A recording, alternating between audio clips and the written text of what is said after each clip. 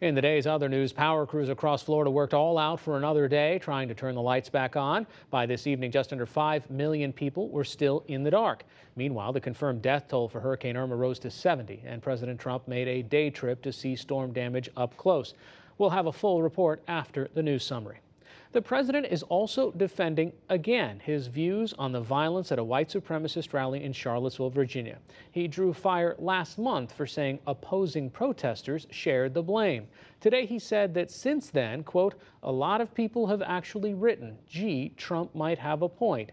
I said, you got some very bad people on the other side also, which is true. In Iraq, Islamic State attackers killed at least 60 people and wounded 80 today. Gunmen and suicide bombers struck near the city of Nasiriyah, attacking a police checkpoint and a restaurant. Burned out cars and debris littered the area after the assault. The Sunni militants said they targeted Shiite pilgrims. The Trump administration has again extended sanctions relief for Iran temporarily under the 2015 nuclear deal. Today's announcement came as President Trump said Tehran continues to violate the spirit of the deal.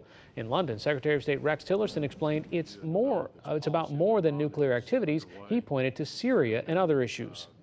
Their actions to prop up the Assad regime, to engage in malicious activities in the region, including cyber activity, aggressively developing ballistic missiles. And all of this is in defiance of UN Security Council Resolution 2231, thereby threatening, not ensuring, but threatening the security of those in the region as well as the United States itself.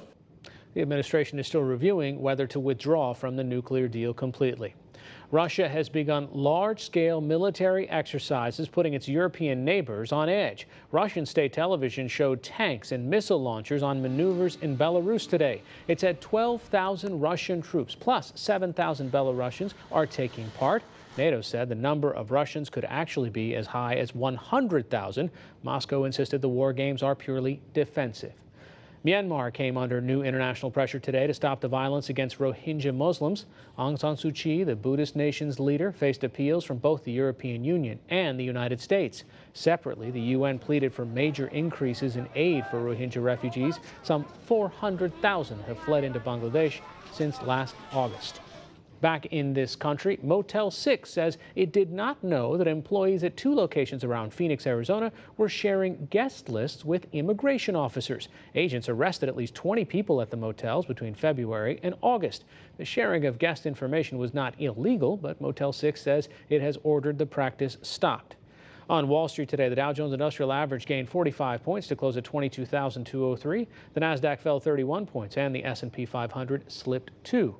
And the world's oldest giant panda has died in China. Caretakers say the female named Basa had liver and kidney problems. She was 37 years old, nearly twice the age that wild pandas usually reach.